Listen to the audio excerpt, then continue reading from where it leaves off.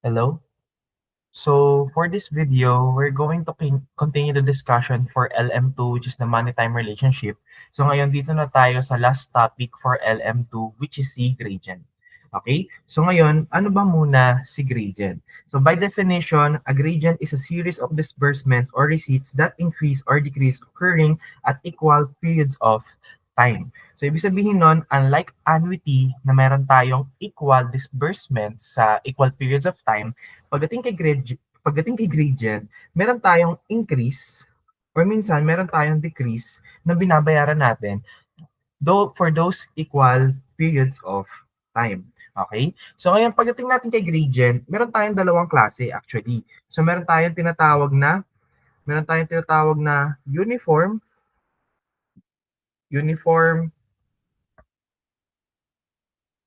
arithmetic, tapos meron tayong tinatawag na geometry. So ngayon, kung familiar tayo kay arithmetic sequence tsaka kay geometric sequence, doon lang din naman siya galing. Kasi di ba pagdating natin kay geometric sequence is meron tayong common difference. Tapos pagdating naman kay geometric sequence, meron naman tayong common ratio. So kumbaga, i-apply lang natin yung concept natin for those arithmetic and geometric. Tapos pagdating dito sa kaperehan natin. So ngayon, for the first kind of gradient, unahin natin si uniform arithmetic gradient. So ano si uniform arithmetic gradient? So sabi dito, uniform arithmetic gradient is when the change in succeeding periods is constant. So ngayon, kumbaga, kada increase ng periods natin, meron sa ating nadadagdag na constant na value. So kumbaga, pa-increase tayo ng pa-increase hanggang doon sa period na kung saan natin gusto siya dalhin. So ngayon, pagdating kasi natin kay uniform arithmetic gradient, ina-apply pa rin natin yung concept natin pagdating kay annuity. Kasi kung mapapansin natin dito, di ba meron tayong annuity sa ilalim, tapos may combination tayo ng gradient sa ibabaw. Okay? Kaya doon na-derive yung pagkuha natin ng uniform arithmetic gradient. Kumbaga, combination lang siya ni annuity tsaka nung constant increase or decrease ng pera natin or si arithmetic. Okay? So kumbaga, kaya para makuha natin si uniform arithmetic gradient, kailangan lang din natin siya gamitan ng combination ni annuity tsaka ni arithmetic. Okay? So ngayon dito tayo kay cash flow pagdating kay uniform arithmetic gradient. So ngayon similar lang din naman ang paggawa natin ng cash flow and labels natin pagdating kay gradient. So meron pa rin tayong tinatawag na A, which is yung uniform periodic amount equivalent to the arithmetic gradient series, o yung parang annuity natin. Kumbaga ito yung baseline natin na pera pagdating kay gradient. Kumbaga ito yung value ng pera natin na ini-increasean. Tapos si G is yung tinatawag nating arithmetic gradient. Tapos ayun yung change in the periodic amounts at the end of each period naman. Kumbaga nga, pagdating natin sa concept ni arithmetic sequence, di ba meron tayo doon common difference. Tapos meron tayong tinatawag na A1 or A1, may tinatawag A1 doon. Di ba yung A1 is yung parang nag-i-start natin. Tapos si common difference is yung padagdag ng padagdag doon kay A1. Tapos ngayon, si P naman, syempre, yun pa rin yung present worth natin. Tapos si F naman is yung future worth natin. So ngayon, as is pa rin naman yung mga labels natin pagdating kay uniform arithmetic gradient, kaya wala naman masyadong bago. Ang naging bago lang dito is nagkakaroon tayo ng G. Okay? So ngayon, sabi nga natin, pagdating kay uniform arithmetic gradient, di ba combination daw siya ni annuity tsaka ni gradient. So syempre, kung natatandaan pa rin natin yung formula natin kay annuity, ayun pa rin yung gagamitin natin. So ang bago lang nating formula dito is si gradient. Okay? So paano naman natin ilalagay si gradient ngayon dito? So ngayon, pagdating natin kay gradient, so meron lang tayo ditong formula no annuity natin. Okay? So ngayon, after nun, kung meron na tayong formula ng annuity natin, syempre may formula tayo for gradient. So kung mapapansin natin, di ba, medyo mahaba yung formula natin pagdating kay gradient. Di ba? So meron tayo ditong G, meron tayong I, tapos may 1 plus I tayo, tapos minus 1 over I, tapos meron pa tayong negative n sa labas, tapos kailangan pa natin siya i-multiply sa 1 plus I raised to n. Di ba? Medyo mahaba yung formula natin sa gradient, tapos kailangan pa natin pagsamahin yung dalawa na yan para makuha lang yung present value ng pera natin. So paano gagawin natin para hindi tayo mag-memorize dyan? So ngayon, pagdating natin kay arithmetic gradient, hindi na natin kailangan i-memorize yung formula na to. Okay? So papasukan na agad natin siya ng paggamit ng ating calculator technique, which is this one. So actually, medyo similar lang siya sa paggamit natin ng calculator technique kay annuity, yung general natin. So meron lang ulit tayo ditong reference, tapos end, tas reference, tsaka start. Though pagdating kay arithmetic gradient, sineset na agad natin na 0. Kasi hindi natin pwede hanapin yung future gamit yung term na to. Ang pwede lang natin magkuha dito is si present.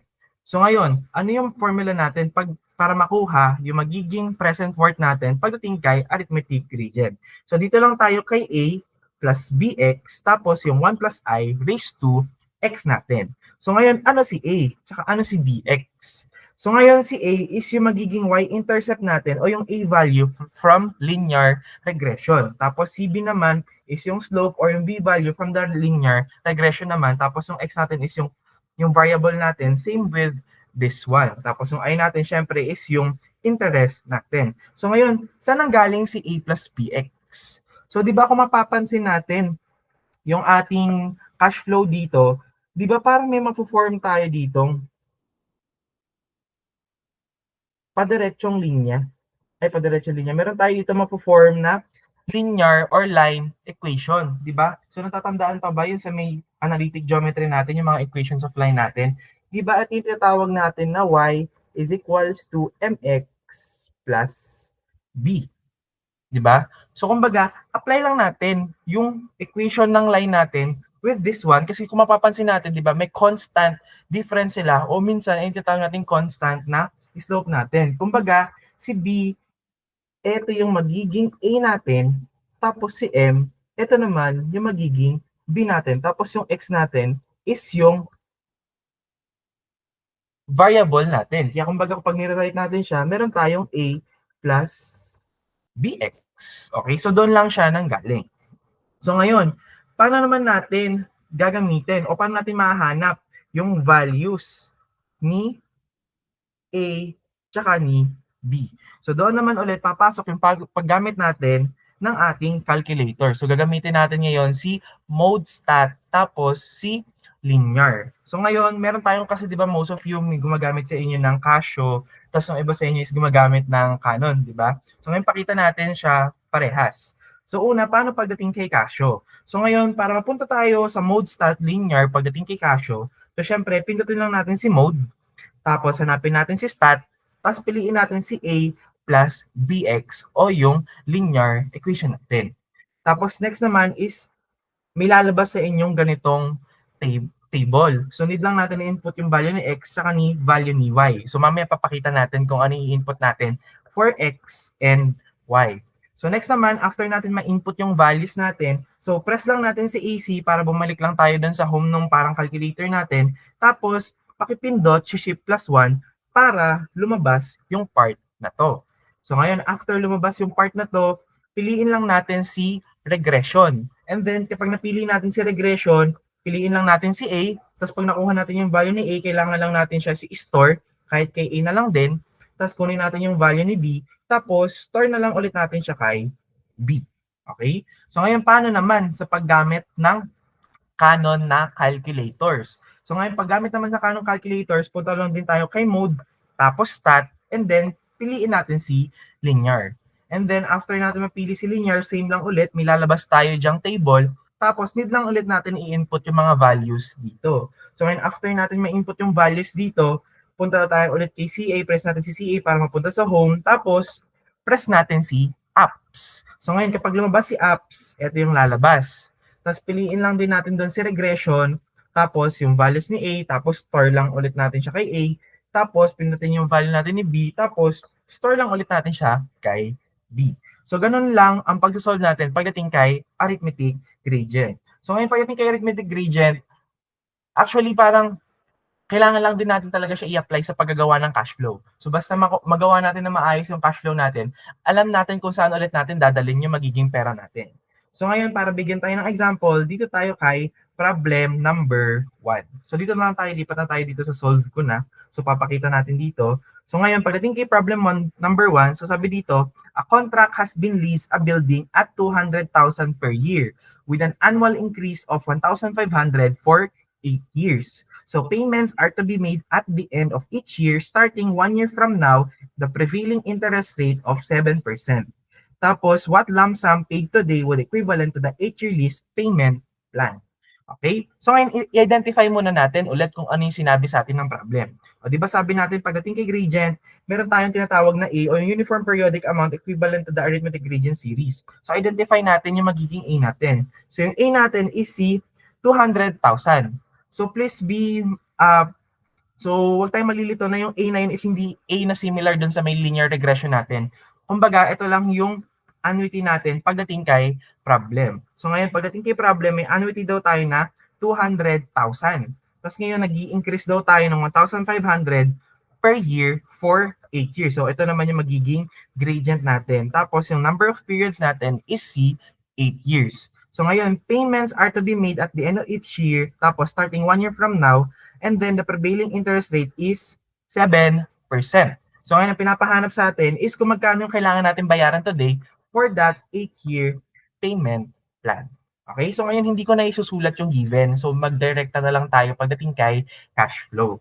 Okay? So sabi dito, di ba, sabi gumawa daw tayo ng 8-year lease payment plan. So syempre, gawa tayo ng cash flow na meron tayong 8 years. So ngayon, plug in lang natin isa-isa yung ating mga values. So sabi sa atin, meron daw tayong 200,000 per year. Tapos, mag-i-start daw yon at the end of each year starting 1 year from now. So dahil ang 1 year from now natin 0, tapos pupunta tayo kay 1, so automatic, doon mapupunta si 200,000.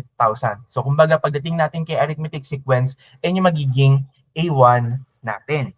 O sabi natin dito, mag-i-increase daw siya ng 1,500 per year. So ibig sabihin, from year 2, yung 200,000 natin, mag-i-increase lang ng 1,500, tapos mag-i-increase lang ulit ng 1,500 hanggang kay year 8. O, so, di ba, kung mapapansin natin, para lang ulit tayo dito nakagawa ng isang straight na,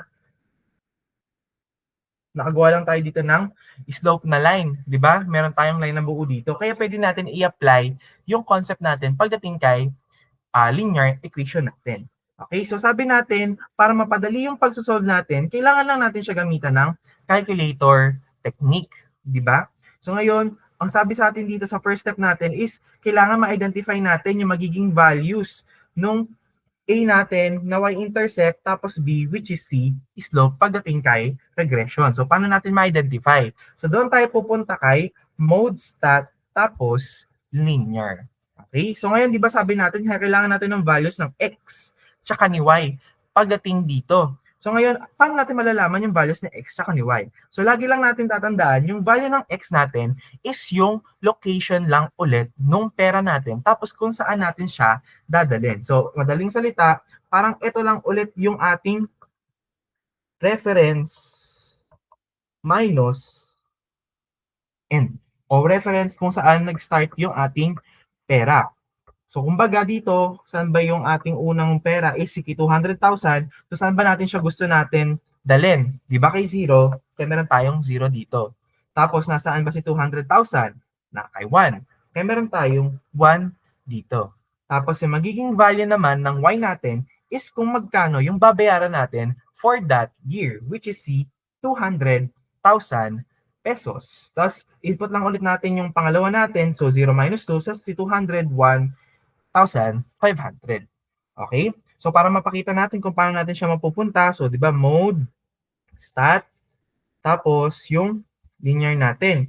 So meron ako naka-input dito, so input ko na lang ulit. Meron tayo dito -1, tapos meron tayo dito -2, tapos si 200,000 ay ulit mode stat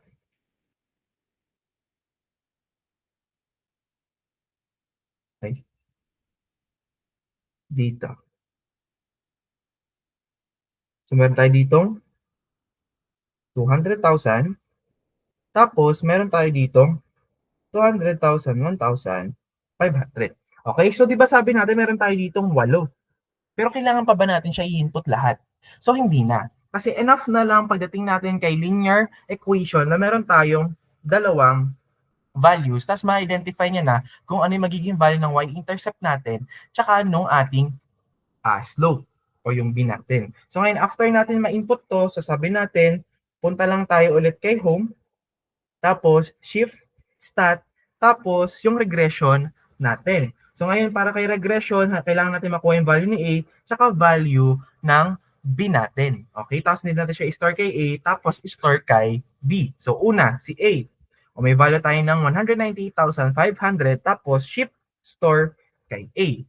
Next, shift stat kay B. O meron tayong negative 1,500. Tapos, need lang ulit natin siya i-store naman kay B. So ngayon, after natin ma-store ang values ng A natin tsaka ng B natin, so balik lang ulit tayo kay calculator natin. Tapos, pwede na natin magamit yung formula na to, which is C, summation, A plus BX, tapos yung 1 plus I raised to X natin, tapos 0 minus N, and then 0 minus start. Okay? So ngayon, paano natin siyang gagawin ulit? E di meron, palabasin natin dito si summation, tapos meron tayo ditong yung start value ng A, plus yung start value ng B natin, tapos yung ating variable na X. Parenthesis ulit, tapos meron tayong 1 plus, ano ba yung I natin pagdating kay problem? Di ba sinabi sa atin meron tayong prevailing interest rate na 7%, kaya meron tayong 1 plus 0.07 raised to X. Okay? So ngayon dito tayo pagdating kay 0 minus N and 0 minus start. So ngayon pagdating natin kay 0 minus N at 0 minus start, kailangan pa rin natin tignan yung cash flow natin as a whole. So hindi lang tayo dito mag-i-stick. Kumbaga, kailangan makita pa rin natin kung saan natin dinala, saan tayo nagsimula at saan tayo nayari pagdating kay cash flow. O una, saan ba tayo nag-end pagdating kay problem number 1? O di ba nag-end tayo kay year 8, kaya meron tayong 0 minus 8 sa ilalim. Tapos next naman natin, di ba, meron tayong saan ba nag-start yung cash flow natin kay 1. So meron tayong 0 minus 1. So kapag sinolve natin gamit ito, ang makukuha nating value is si 1,222,443.11 pesos. So ganun lang ang pagsasolve natin ng arithmetic gradient. O di ba? Parang once na na-drawing natin ng tama yung cash flow natin, tapos once na na-identify na natin kung ano yung values natin kay first period, tsaka kay second period, tapos kung ano yung magkano yung pera niya, tapos na-store na natin yung values, madali na natin makukuha yung magiging present worth nung ating pera. Okay? So ayan pora kay problem number 1. So dito naman tayo kay problem number 2. O sabi kay problem number 2, suppose a man receives an initial annual salary of 60,000 pesos increasing at the rate of 5,000 a year. So if money is worth 10%, determine his equivalent uniform salary for a period of 8 years. So ngayon naman, ang pinapahanap sa atin is kung magkano daw magiging equivalent salary natin. So in a sense, from arithmetic gradient, kailangan natin siya i-convert into an annuity. So, paano natin siya gagawin? So, syempre, isa-isahin lang ulit natin yung sinabi sa atin ng problem natin. Una daw is meron daw tayong annual salary na 60,000 pesos. So, ito kumbaga yung magiging equal amount sa binabayaran natin per year. Tapos, nag-i-increase daw siya ng 5,000 a year. So, ibig sabihin, kapag nag-start tayo kay end of year 1, meron tayong 60,000, tapos nag-i-increase lang siya ng 5,000 kada taon. Kaya meron tayong 60,000, 65,000, 70,000, 75,000, 80,000, 85,000, 90,000, and 95,000 pesos. So ngayon, once na nagawa na natin yung magiging cash flow natin, pasok lang ulit tayo kay mode stat linear. So ganun lang ulit, mode stat, tapos kay linear. So ngayon need lang ulit natin i-input yung mga values natin from the cash flow. So, di ba, meron tayo ditong kay 1, tapos meron tayo kay 2. So, automatic, meron lang ulit tayo ditong negative 1, and then negative 2. So, ang palitan na lang natin is yung value na magiging y natin. So, ano ba ang value ng 1 natin? Meron tayo ditong 60,000 pesos. Tapos, pagdating naman natin kay 2, meron tayong 65,000 pesos naman. So, ngayon, once na na-input natin ulit yung table natin, so, balik lang ulit tayo sa parang home natin. Tapos, shift. Punta lang ulit tayo kay mode stat, tapos yung value ng A natin, which is C 55,000. Tapos shift, store lang ulit natin siya kay A. Tapos ngayon, yung value naman yung magiging B natin. So si negative 5,000, tapos shift, store lang ulit natin siya kay B naman. So once na na-store na natin ang values ni A tsaka ni B, apply lang ulit natin yung formula natin for arithmetic gradient, which is si A plus BX plus 1 plus I raised to X. Okay, so balik tayo dito ulit kay math. Tapos solve natin siya. So, summation, alpha A plus alpha B plus alpha X. Tapos yung 1 plus, anong binigay sa ating interest pagdating dito? So, binigyan daw tayo ng interest na 10%. Kaya meron tayong 0.10, which is this one. Tapos, raised to x natin. Tapos, hanapin lang ulit natin yung end tsaka yung start ng ating cash flow. So, kung balikan natin yung ating cash flow diagram, so saan ba tayo nag-end? Kay 8. Saan tayo nag-start? Kay 1. Kaya meron tayo ditong 0 minus 8. Tapos, sa taas naman is 0 minus 1. Kaya may makuha tayo ditong 423,000.93 pesos. So, eto pa lang muna yung magiging present worth ng ating mga pera. So, di ba, ang pinapahanap pa sa atin is kung magkano daw siya into uniform salary. So, kumbaga, yung 400,000 na present worth na to is kailangan natin i-distribute equally for those 8 years. So, kumbaga, kailangan natin hanapin yung magiging annuity natin. So, paano natin siya hahanapin? So, ngayon, drawing lang ulit natin yung magiging cash flow natin. So, meron tayo ditong yung present worth natin na 400,238.93 pesos. Tapos, need lang natin siya distribute equally for a series of annuities. So kung natatandaan pa natin yung formula natin for annuity, di ba meron tayong general equation for the annuity? So meron lang ulit tayong summation, A, 1 plus I raised to X, tapos reference minus N, tapos reference minus start. Di ba? So ngayon, store muna natin yung value natin na to. So store na lang natin siya kay C para hindi tayo malito na yung A tapos yung B may store na tayo. So syempre, ang next natin is C. So ngayon, gamitin lang natin. Plug in lang ulit natin yung mga values natin dito. So 'di ba kapag pinalog in natin yung values dito, kailangan naman natin siya ulit i-rewrite, 'di ba? So paano ba natin siya i-rewrite? So 'di ba pwede natin siya isulat as C over, meron tayo ditong summation 1 plus 0.10 raised to x. So, saan yung start natin? Saan yung reference natin is 0. Tapos, yung end natin, 8 plus 0 minus 1. Para makuha natin yung value ng magiging A natin. So, ganun lang yung gawin natin. So, palabasin natin to. Meron tayong stored value ni C. Tapos, yung summation natin na 1 plus 0.10 raised to x. Tapos, reference natin ay kay 0. Tapos, ang end natin ay kay 8. Tapos, meron tayong 0 minus 1. So, ano magiging sagot natin? Kapag A yung ginawa natin, may makukuha tayong 75,022.39 pesos. So, ayun yung pinapahanap sa atin pagdating kay problem number 2, which is yung equivalent uniform salary niya for the period of 8 years. Okay? So, next tayo is kay problem number 3 naman. Sabi kay problem number 3, a loan was to be amortized by a group of 4 end-of-year payments, forming an ascending arithmetic progression. So the initial payment was to be 5,000 pesos and the difference between successive payments was to be 400 pesos. But the loan was renegotiated to provide for the payment was of equal rather than uniformly varying sums. So if the interest rate of the loan was 15%, what was the annual payment? So, ito di siya P. So ngayon parang problem number 2 lang din siya. Na kumbaga binigyan ulit tayo ng arithmetic gradient and then need natin siya i-convert into an annuity or equal series of payments. So ngayon isa-isahin muna natin. So di ba sabi dito, binigyan daw tayo ng initial payment na 5,000 pesos. Tapos nag-i-increase daw siya ng 400 pesos kada taon. So kung i-drawing natin yung magiging cash flow natin, so meron tayong 5,000 for the end of year 1, 5.4K for the end of year 2, 5.8K for the end of year 3, and then 6.2K at the end of year 4. So ngayon, after natin magawa yung cash flow natin, punta lang ulit tayo kay mode stat linear. So punta ulit na tayo kay mode stat, tapos yung ating linear equation. So ngayon, dahil same lang ulit naman tayo na kay 1 at kay 2, di ko na ulit iibahin yung parts na to. Ibahin na lang natin yung values ni y. So una is magkano? Meron tayo daw dito 5,000 pesos. Tapos yung next naman natin, ay nabura ko lahat. Ulitin natin. -1, -2.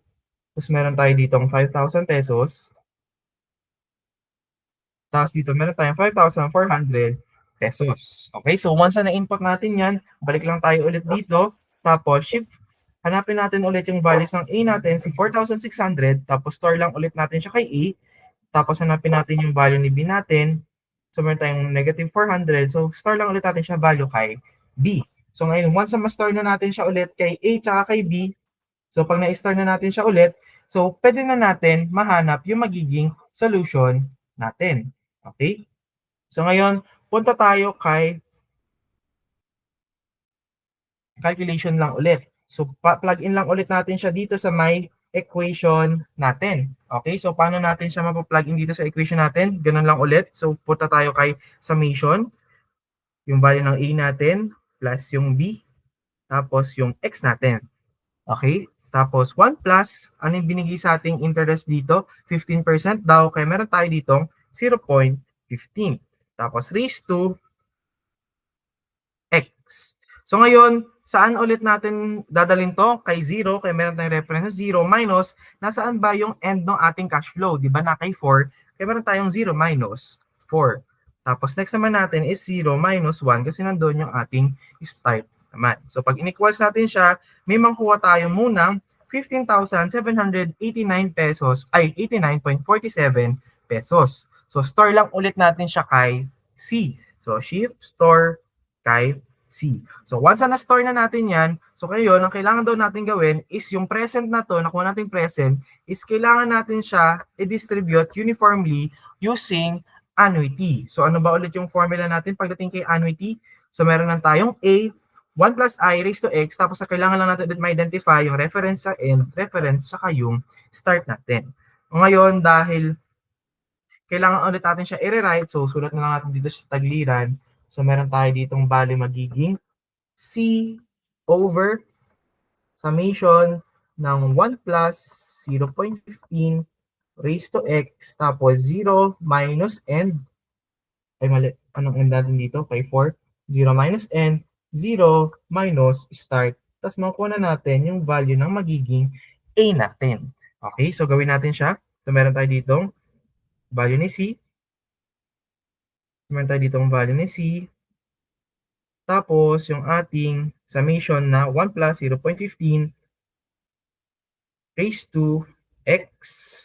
Tapos 0 minus 4 and then 0 minus 1. So makuha na natin yung equal payments natin na 5,530.50 pesos. Okay? O next problem tayo. Dito tayo kay problem number 4. O sabi kay problem number 4, the author of the best-selling novel was offered the following alternatives by a movie company for the rights to make her novel into a movie. So, una nating alternative daw is a single lump sum payment of 500,000 pesos. Tapos yung next naman nating alternative is an initial payment of 250,000 plus 2% of the movie's gross receipts for the next 5 years estimated to be as follows, which is this one. Okay? Tapos ngayon, wait lang. So ngayon, ang pinapahanap sa atin is kung saan tayo makakuha ng mas malaki natin na pera. Okay, so paano natin gagawin yon? So kailangan lang ulit natin identify kung paano yung gagawin natin sa cash flow natin. So pagdating kay A, hindi natin siya kailangan gawa ng cash flow kasi single lump sum na tayo ng 500,000. Kumbaga, ito na yung present worth ni alternative 1. So label natin siya, ito na yung magiging present for alternative 1. So kailangan na lang natin ma-identify is kung ano yung magiging present ng ating alternative B. O tawagin natin siya as PB. So ngayon yung kailangan natin gawan ng ating cash flow. O sabi sa atin dito, meron muna daw tayong initial payment na 250,000. So dahil meron muna tayong initial payment na 250,000, so lagay lang natin siya kay 0. So meron tayo ditong 250,000 pesos. So tapos the rest, plug in lang ulit natin si kay cash flow yung from years 1, 2, 3, 4, 5. So from 200,000 hanggang kay 40,000. Kaya kung mapapansin natin dito, meron naman tayong descending na cash flow. So kumbaga meron tayong pababa na values pagdating kay cash flow. Unlike before na palagi tayong pag ganito, dito pag ganun naman. Okay? So ngayon same concept pa din, kailangan pa rin natin ulit gamitan ng mode stat linear. So punta ulit tayo kay mode stat tapos si linear. So ulit lang natin i-plug in. So meron tayong negative 1, negative 2. So kailangan lang ulit natin ipalitan ng values ni y. Set natin siya as 200,000. And then yung next natin, 200,000. Then yung next naman natin is si 160,000 pesos. Okay? So once na set na natin yung mga values ng x and y natin, need na lang natin i-identify yung magiging value ni y-intercept tsaka ni slope. So punta tayo kay shift stat, si A natin. So store lang ulit natin siya. So store natin siya kay A. Tapos yung susunod naman natin is si B. So shift stat, punta tayo kay B. Tapos, store lang ulit natin siya kay B. So, once na-store na natin yung values for the A and for the B, pupunta lang ulit tayo sa normal calculation natin. Tapos, plug in natin siya sa equation natin. So, sabi dito, may initial value pa tayong 250,000 pesos. O, di ba naka-0 na siya? So, automatic, para mahanap natin yung value ni PB natin, kailangan lang natin pagsamahin yung magiging initial value, which is if 250,000, tapos yung present values nung lahat ng mga values na to, using the formula for the arithmetic gradient. So kung mapapansin natin dito, meron tayong P initial plus yung ating arithmetic gradient. So ngayon, plug in lang natin ulit yung magiging values natin dito. So meron tayo ngayon dito ang 250,000 plus yung ating summation, tapos yung ating stored value kay A plus yung stored value natin kay B, tapos yung ating X value, tapos 1 plus, ano binigay sa ating I for this problem? 14%. Kaya meron tayo ditong 0.14. Okay, tapos raise lang ulit tayo kay X. And then, kailangan ulit natin identify kung nasaan yung end tsaka yung start ng ating gradient. So, una, nasaan ba yung end ng gradient natin? Na kay 5. Kaya meron tayong 0 minus 5. Next naman natin, nasaan yung start ng ating gradient? Kay 1. So, meron tayong 0 minus 1. Kaya pag nakuha natin yung sagot, meron tayong 697,691.15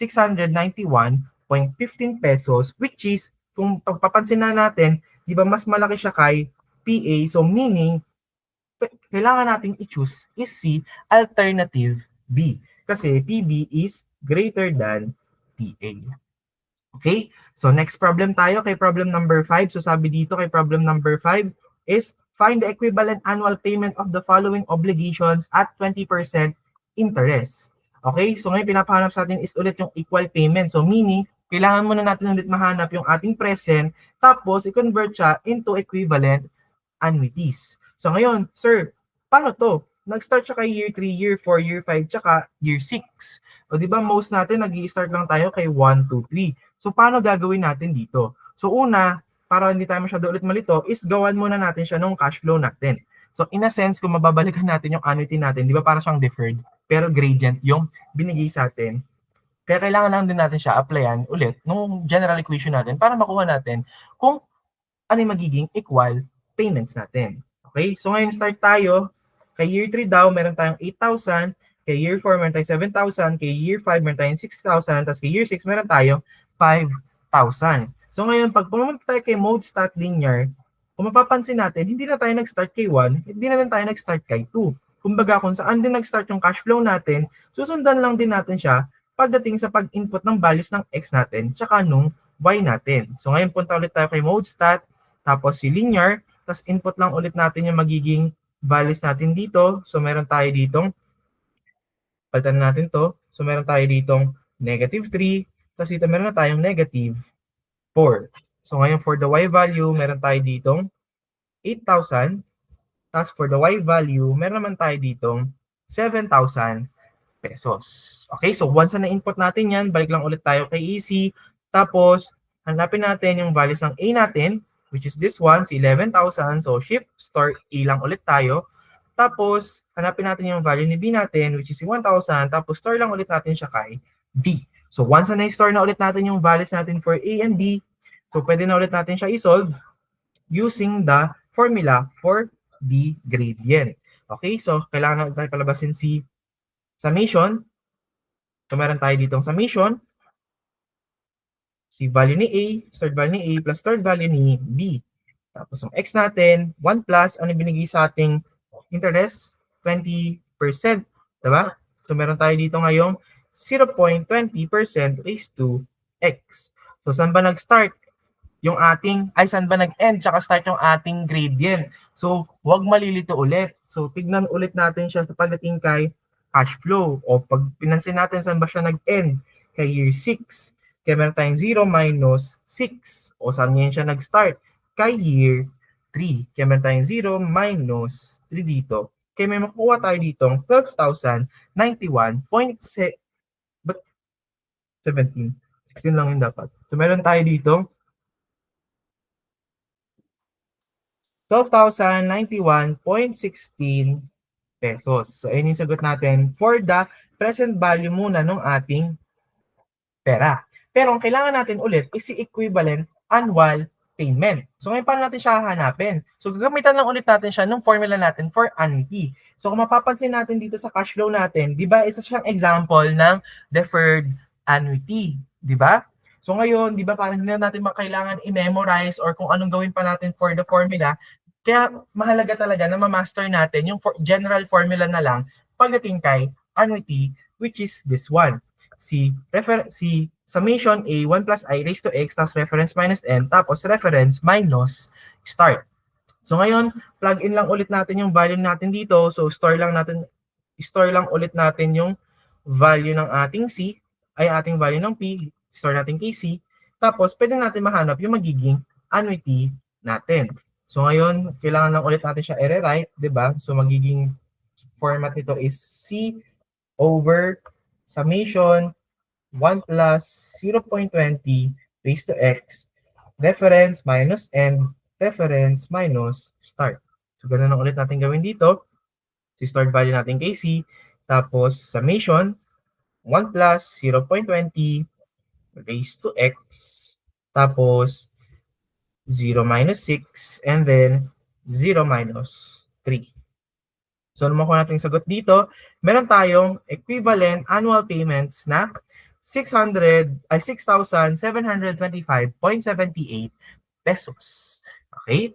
So, for the last problem, para kay uniform arithmetic region, dito tayo kay problem number 6. O sabi dito, deposits are made to an account as indicated in the table below, which bears interest rate of 10% compounded annually. So, how much will there be in account at the end of 6 years? So, kumbaga, unlike before, ang pinapahanap sa atin is puro present, tsaka yung kung ano magiging conversion niya into an equivalent amount. Ngayon, ang pinapahanap sa atin is magkano magkakaroon sa account natin at the end of 6 years. Kumbaga, pinapahanap sa atin dito is kung magkano yung magiging future worth ng pera natin. Pero di ba sir, ang formula lang binigay ko sa inyo is pang present lang. So paano natin mahanap yung future? So natatandaan pa rin ba yung concept natin pagdating kay compound interest? Tatandaan pa ba yun? So di ba ang formula natin pagdating kay compound interest is meron tayong F is equals to T 1 plus I raised to N. O kumbaga, kailangan muna natin mahanap yung magiging present worth natin and then pwede na natin makuha yung magiging future worth natin. So kumbaga kapag nalaman na natin kung paano yung magiging value ng present worth natin kay gradient, isabihin kailangan lang pala natin siya applyan nung concept natin pagdating kay compound interest para makuha yung magiging future amount. Okay? So ngayon binigyan ulit tayo dito ng mga values. So meron tayong 0, 1, 2, 3, 4, 5. So from 0, 500, 1,000, 1,500, tsaka 2,000. So ngayon, input lang ulit natin siya doon sa my cash flow natin. So pag in-input natin siya kay cash flow, o di ba meron tayo ditong 0, tapos yung 500, 1K, 1.5K, tsaka 2,000. So punta lang ulit tayo kay mode.linear, tapos input lang ulit natin yung mga values natin. So ngayon pagdating dito, meron tayong 0 minus 1 o negative 1, tapos meron tayong negative 2, tapos dito meron tayong 0, tapos 500. Okay? So ngayon, pagdating dito kasi, it's okay lang naman na mag-start tayo kay 0 um, pagdating kay uniform arithmetic gradient. Pero pagdating natin kay geometric, hindi na siya kailangan mag-start kay 0 kung dapat may value to. So actually, pwede naman din tayo mag-start anywhere within dito sa ating cash flow. So, di ba most of the time, mag-start lang tayo kay 1, tapos kay 2. Actually, pwede rin tayo mag-start kay 2, tsaka 3, kay 3, tsaka kay 4, or di kaya kay 4, tsaka 5. Basta meron tayong dalawang input na values na may common difference. So, ngayon, sige, for an experiment, try natin si 4, tsaka si 5. Okay? So, meron tayo dito negative 4, tapos dito meron tayo negative 5. Tapos, ano ba ang values ng ating pang 4? O, di ba meron tayo dito 1,500? So, 1,500. Tapos meron tayo ditong 2,000 pesos. Okay? So, try na natin muna i-different gawa ng parang alternative. So, try natin dito muna is si 0 minus 4. Ito si 0 minus 5. And then, ang mga game values ito is si 1.5k. Tapos ito naman is si 2k. Okay? So ngayon, kapag na-input na natin ulit yung mga values na to, so store lang ulit natin siya kay A tsaka kay B. Okay? So, control tayo. Punta tayo kay shift. Tapos, hanapin natin yung start value ni A. So, shift start A lang tayo ulit. Tapos, yung value ni B. Tapos, shift store lang tayo kay B. So, once na na-store na ulit natin yung values natin for A and for the B, so, punta lang tayo sa normal calculation natin. So, gamitan lang ulit natin siya nung formula natin o in general formula natin for the arithmetic gradient. Okay? So, meron lang ulit tayo ditong summation, tapos yung start value ni A plus yung start value ni B, tapos yung magiging variable x natin, tapos 1 plus, ano yung binigay sa ating interest dito? So, binigay tayo ng 10% compounded annually. So, paano ba ulit yun? Pag 10% compounded annually, meron tayong R is equals to 10%, tapos meron tayong M is equals to 1, kaya automatic yung I natin is equals kay 10% divided by 1, kaya may I pa rin tayo na equals kay 0.10 pesos. Okay? So, store lang natin siya ulit, ilagay lang natin siya dito, kaya meron tayo dito ngayong 0.10 raised to x. Okay? So ngayon, dito ulit tayo magkakatalo. So ngayon, kahit na ba ginamit natin ang 4 tsaka 5 natin, syempre, ang titignan pa rin natin ng reference tsaka end at reference start pagdating kay summation is kung paano pa din yung magiging reference start, ay reference end tsaka reference start pagdating kay cash flow. Kaya meron ulit tayo ditong 0 minus 5 pa din for the end and 0 minus 1 pa rin for the start. Kasi saan ba tayo nag-start? Kay Z. Nag-start tayo kay 1, tapos nag-end tayo kay 5. Okay? So ngayon pag nakuha natin yung value na yan, may makukuha tayong value ngayon na 3,430.90. Pero this is the present value pa lang ng ating pera. Ang pinapatanong sa atin dito is kung ano daw yung pera natin at the end of 6 years. So means, ibig sabihin, kailangan natin identify yung future worth niya pagdating kay 6 years. So paano natin yun gagawin? So ngayon, apply lang ulit natin nung concept ng ating compound interest. So ngayon, start muna natin ulit siya kay C. So ngayon, ano ba ang formula natin pagdating kay compound interest? Di ba meron tayong P, 1 plus I raised to M. Di ba? Ang M natin is equals to 1 kasi annually. So, ibig sabihin, yung tinalang natin is equals kay 6. So, meron lang tayong N na equals kay 6. So, ganun lang ulit gawin natin. As yung start value natin kay C, multiply kay 1 plus 0.10 raised to 6. Kasi kay 6 year natin siya need dalhin. So, ngayon, pag in-equals natin siya, magkakaroon tayo ngayong values na 6,078.05 pesos. So, yun yung pinapahanap sa atin for problem number 6. Okay? So ngayon, doon na nagyayari yung topic natin for arithmetic gradient. Okay? So arithmetic gradient pa lang to, meron pa tayong geometric. So pagdating kay geometric, didiscuss natin siya sa panibago nating discussion. So for this video, i-end lang natin muna siya pagdating kay arithmetic grade yan. Okay, so kung meron kayong questions, pwede nyong i-raise yung questions nyo o concerns nyo dito na lang sa Classroom. So paki-comment na lang siya privately or pwede kayo mag-PM sa akin if you still have questions pagdating kay topic or medyo naguluhan kasi for this recorded lecture, hindi ko kayo masasagot live.